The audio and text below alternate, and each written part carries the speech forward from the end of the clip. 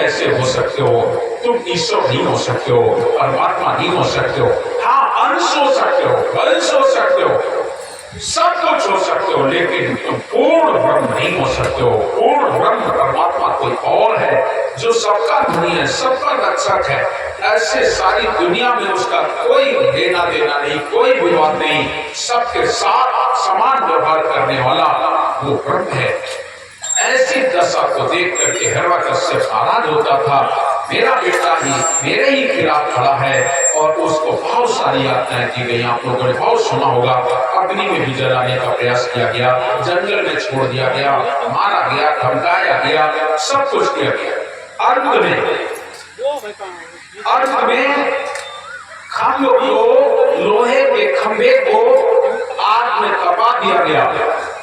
बोले हम तुम्हें इसी में बांधेंगे, नहीं तो तुम मुझे राम कहो। प्रहलाद बोला मैं तुम्हें राम नहीं कहता। और जैसे देखा उस खंभे के ऊपर चींटी एक दिखाई पड़ गई उनको। हिरण्यकश्यप ने पूछा तो अब बता सच, तेरा राम कहां है? प्रहलाद बोला पिताजी, तेरे में भी राम, मेरे में भी राम, इस तलवार में भी राम, इस खंभे में भी राम। ऐसी कोई जगह नहीं है, राम सबन में रम रहा, सब जम रमे सुर, सर्वत्र रमने वाला। क्रोध में आकर के उठाई तलवार खंभे में, जैसे खंभे में वाणी को कहते हैं, वहां पर नरसिंह भगवान का। अब अगर हम आप लोगों से पूछें कि नरसिंह भगवान के माता पिता को बता सकते हो, तो कौन बताएगा? बताओ, है किसी की हिम्मत? कोई बता सकता है नरसिंह भगवान के माता पिता का?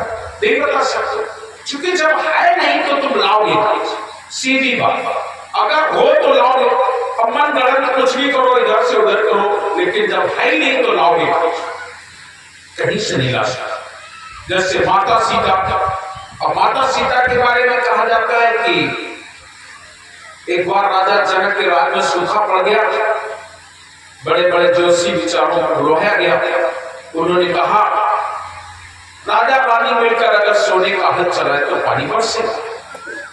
और जिस समय पर राजा और रानी ने मिलकर के सोने का हल चलाया, तो हल के फल के टकरा करके एक घड़ा निकला, जिसमें से सुंदर कन्या निकली, जिस कन्या का नाम सीता रखा गया। आज तक कोई नहीं बता सकता कि माता सीता के पिताजी का क्या नाम, माता जी का क्या नाम बता सकते हैं कोई? सभी लोग जानते हैं कि वो राजा जनक को मिली थी तो पानी कोसी गई है, लेकिन कोई ये नहीं बताने वाला है कि माता सीता के माता पिता कौन है। जब आप माता सीता के माता पिता को नहीं बता सकते, हिरण्यकश्यप को मारने के लिए नरसिंह भगवान आए, उनके माता पिता का नाम नहीं बता सकते, तो फिर क्या भगवान एक ही बार आ सकता है, दोबारा नहीं आ सकता है? भगवान एक बार आ सकता है, दोबारा नहीं आ सकता।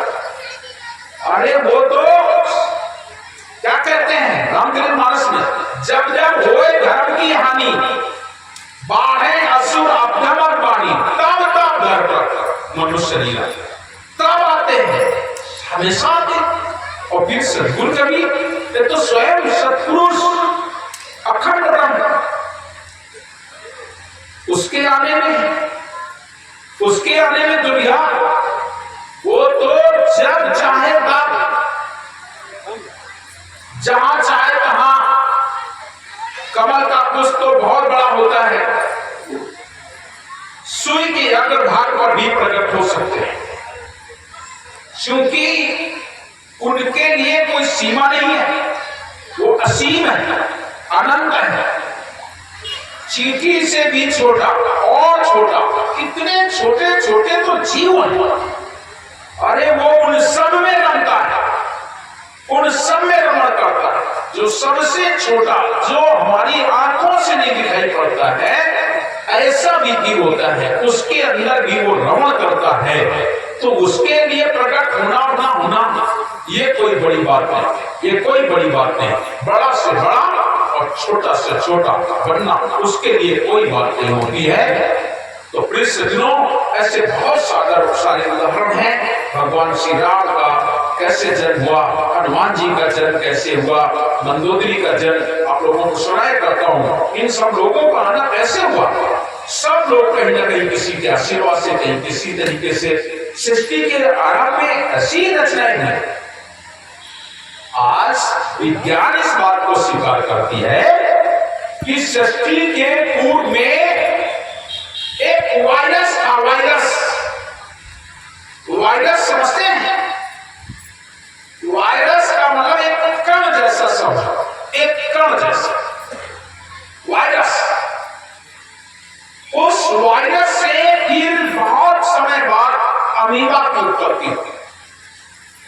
अमीबा एक ऐसी उत्पत्ति है कि वो चाहे जहां रहे वो कभी नाश नहीं होता है, नष्ट नहीं होता है। जैसे आप लोगों ने देखा होगा काई जो जमीन में लग जाती है, अभी आपको कहीं नजर नहीं आ रही, लेकिन जैसे ही बारिश शुरू हुई, बारिश शुरू होते ही तुरंत काई आ जाती है, तो उसको कोई बोया नहीं जाता है। ठीक इसी तरीके से वो अमीबा तैयार है। अमीबा के छाते में टुकड़े कर दो, वो सब अलग अलग। उस अमीबा से करोड़ों वर्ष बाद मनुष्य उत्पत्ति मानी जाती है। मनुष्य उत्पत्ति मानी जाती है। मैं आपसे निवेदन करता हूं, विज्ञान वहां तक पहुंच पाई, लेकिन और आगे नहीं जान पाई। ये हमारा साहब का आना और आगे।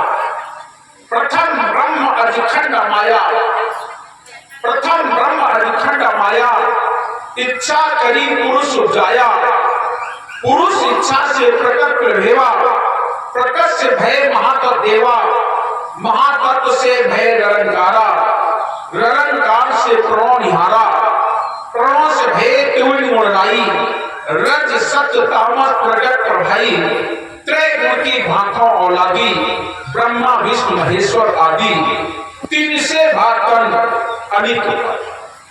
वो है साहब जो प्रथम ब्रह्म है, जो अधिखंड है, जो अमाया है, जो कभी माया के बंधन में नहीं आता। ऐसा है हमारा साहब। उनके पास आपने और सुना होगा, देखा होगा, पढ़ा होगा। साहब कबीर के ग्रंथों को अगर आपने पढ़ा होगा तो जितना माया को साहब कबीर ने फटकारा है, इतना फटकार देने वाला कोई और आपको मिलेगा ही नहीं। शब्द भजन बहुत सुने होंगे, लेकिन संसार में बिना माया के कोई आया भी नहीं। पर सदगुरु कबीर साहब ने माया के विषय में इतने कटु शब्दों से फटकाया और कह दिया, माया महाठगी हम जाने। तो ठगी नहीं, महाठगी। माया महाठगी हम जानी, त्रिगुण आस लिए कर डोले गोले मधुरी वाणी, माया महाठगी हम जानी। ठगनी नहीं तो महान ठगनी है।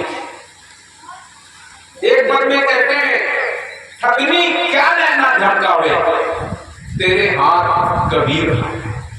ये भी कह दिया, अरे ठगनी, संसार को तूने भले ही लूट लिया, अपने हाव भाव से लूट लिया, ठगनी क्या नैना झमकावे, लेकिन तेरे हाथ कबीर ना, तुम्हारे हाथ कबीर नहीं आने वाले। संसार भले ही तुम्हारे हाथ आ जाए, लेकिन मैं तुम्हारे हाथ नहीं आने वाला। वो है सदगुरु कबीर। इतना ही नहीं, सबको बता दिया कि कौन कौन इस संसार में माया के बस में हुए, उनको भी बता दिया साहब ने एक शब्द में, रमैया तोड़ दो लही लूटे बाजार, ब्रह्मा का लूटो, विष्णु का लूटो, शंकर जी का लूटो, माझा बाजार, रमैया तोड़ दो लही लूटे बाजार। इन सबको लूट लिया, ब्रह्मा को, विष्णु को, शिव को, इंद्र को लूटो, फणिंद्र को लूटो, नारद जी के पड़ गई पछाड़, इनके भी पीछे पड़ गए, सबको लूटा।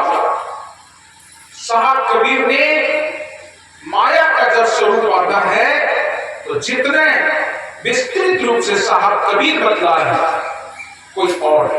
एक जगह पर तो साहब यहां तक कह देते हैं, ये माया रघुनाथ की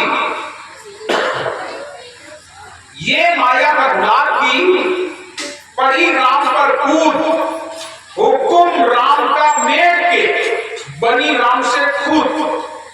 ये माया इतनी प्रबल है कि अपने आप को बना लिया और कह दिया ये जितने भी देवी देवता ब्रह्मा विष्णु महेश्वर सब मेरे घर कमलों से पैदा होते हैं। इतनी प्रबल माया का स्वरूप कोई समझ नहीं पाता है, जान नहीं पाता है, इतनी माया है। तुलसी बाबा भी लिख रहे हैं माया के बारे में, गो गोचर जहां लो मन जाए, जहां तक तुम्हारा मन जाए, गो गोचर जहां लो मन जाई, सो सब माया जानो भाई, वो सब माया। अब आप सोचो, सब जगह माया। साहब कबीर कहते हैं संतो दृष्टि पड़े सो माया, जहां दृष्टि पड़े वहां माया ही माया है, सर्वत्र माया है। ऐसी माया, उस माया से परे है सदगुरु कबीर। और साहब कबीर ने उस माया को बहुत फटकारा, जहां देखो वहां उन्होंने फटकार लगाई है। और आप लोगों ने बहुत सारे भजनों को साहब कबीर के सुना होगा। वो चूंकि माया से परे है, इसलिए माया को फटकारने के लिए जिसने भी अपना जवान खोला, वो माया ने उसे तुरंत से डस दिया। हमेशा याद रख लेना, मेरी बात को ध्यान दीजिएगा। माया के विरोध में कोई भी व्यक्ति बोलने को तैयार हुआ, माया ने उसे तुरंत डसा। माया के विरोध में नारद बाबा खड़े हुए और नारद बाबा ने कह दिया मैं बहुत बड़ा त्यागी हूं। और जैसे कह दिया मैं बहुत बड़ा त्यागी हूं, तो नारद जी का क्या हाल हुआ? जरा सोचो, भगवान के पास आकर के बोले तुम्हारी माया मेरा कुछ नहीं बिगाड़ सकती। ये कह दिया, भगवान विष्णु से कह दिया तुम्हारी माया मेरा कुछ नहीं बिगाड़ सकती। और जैसे कहा मेरा कुछ नहीं बिगाड़ सकती, तुरंत भगवान बोले इनको तो अभिमान आ गया, अरे माया दिखा दे थोड़ा इसको झलक। और जा करके बीच में एक बढ़िया रात बना करके तैयार कर दिया, स्वयंवर होने लगा। और लक्ष्मी जी उसमें विश्व वही रूप बना करके पहुंच गए। जैसे पहुंची, नारद बाबा जा रहे थे, देखा भीड़ भाड़ है, देखने लगे एक सुंदर कन्या। लोगों से पूछा ये कन्या हाथ में जयमाल के लिए? बोले इसका स्वयंवर है, जिसके गले में जयमाल डाल दो उसके साथ विवाह। नारद बाबा जैसे उस रूप को देखा मोहित हो गए और मन ही मन कहने लगे अगर ये कन्या मेरे गले में जयमाल डाल दे तो मेरा भी जीवन सफल हो जाए, ऐसा मन में विचार करके। लेकिन जैसे इस कन्या को रूप को देखा और अपनी ओर देखा, बोले मेरे साथ कैसे हो सकता है, मेरे गले में तो डालेगी नहीं जयमाल, क्या करें? तो चलो भगवान से मांग के लाते हैं। कुछ भी तो नहीं मांगा कभी भी भगवान से, भगवान से रूप मांग लाते हैं। और जाके भगवान के पास पहुंचे, भगवान से बोले भगवान अपन रूप 2 घंटा गए, कुछ तो कहो नहीं मांगो, आज मांग गए। और भगवानों का दिन जाओ दे दी। लेकिन अब हम कहते हैं झूठी बोल गए तो आप लोगों का खराब लगा कि कहा तो भगवान झूठी बोल गए, और झूठी नहीं बोल गए तो कहा। जब उनसे कहा कि मुझे 2 घंटे के अपना रूप दे दो और अपना रूप नहीं दिया, बंदा रूप बना दिया, तो क्या हुआ? झूठे को तो सच हो गया। एक जगह मैंने ये बात कह दी तो लोगों को बड़ा बुरा लग गया, बोले कह रहे भगवान झूठ बोल गए। अरे भाई झूठ नहीं तो क्या सच? ये सच है क्या? नारद जी ने कहा भगवान मुझे 2 घंटे में अपना रूप दे दो, दे दिया। और भगवान नारद बाबा खुश, क्या हमारा रूप बढ़िया होगा, अपन रूप देख के क्या तो ये विष्णु जी का रूप है, अब तो कन्या मेरे गले में जयमाल डाल ही देगी, जरूर डाल देगी। और जाके बेचारे पहुंचे जाके, और जब पहुंचे जाके कुर्सी डाल के बैठ गए। लक्ष्मी देखे, कहा आ गया, अब तो कहा आओ माया कुछ नहीं बिगाड़ पावे, हंस गयो भाई चक्कर में। लेके जयमाल जैसे जा रही थी, नारद बाबा को देखकर लक्ष्मी लक्ष्मी जी मुंह घुमा लिए, आगे निकल गए, आगे निकल गई। नारद बाबा का हाथ है, अबे मैं देखो नहीं है, अबे मैं देखो नहीं है, अगर देख लिया तो जयमान हमारे गरिमा बनी। दूसरी कुर्सी बजा के आगे बैठ गए, और जैसे दूसरे बैठे तो नारद बाबा का देख के लक्ष्मी जी फिर मुंह घुमाए, फिर आगे निकल गए, अबे देखो नहीं। ऐसे करते करते एक नहीं, दो नहीं, कई चक्कर लग गए। थोड़ी देर के बाद विष्णु जी आए, गले में जयमाल लिए और लेकर चले गए। तो वो जितने लोग बैठे थे वे बोले, अरे भाई तुम्हारे गले शीशा नहीं है तो का? अरे शीशा नहीं है तो पानी में पर मुंह देख लेते हो, तो बड़े तो नीके है बने, बड़े तो सुंदर है बने। आए थे लक्ष्मी जी का बयान और मुंह का ही सर, जाके तालाब के पानी में देखे तो मुंह को डरवा के, और जैसे बंदर के मुंह देखे नारद बाबा श्राप दे दी ने, अरे भगवान एक माया के कारण तुमने मेरा मुंह बंदर का बना दिया, जाओ एक माया के कारण तुम बन बन मरौवत हो गया, और तब एक बंदर सहायक हुई, श्राप दे दिया। और हमारी बात अगर झूठी लगे तो रामचरितमानस पढ़, रामचरितमानस में लिखा हुआ है स्पष्ट, नारद जी ने श्राप दिया। जरा सोचो, इस माया के विरोध में जो खड़ा हुआ, जिसने भी कह दिया कि माया हमारा कुछ नहीं बिगाड़ सकती, तुम समझ लो गया काम। सिंगी ऋषि बन भीतर लूटे, बालक को खिलाया। सिंगी ऋषि माया के त्यागी थे, इतने बड़े त्यागी, काट रहे बरगद के पत्ता का चाट के लिए, और वो गोमती नाम की पतुरिया के साथ मां हंस गए। जरा सोचो, 5 लड़का भी, 2 का कांधे, 2 का कन्या, 1 का गोमती, 12 साल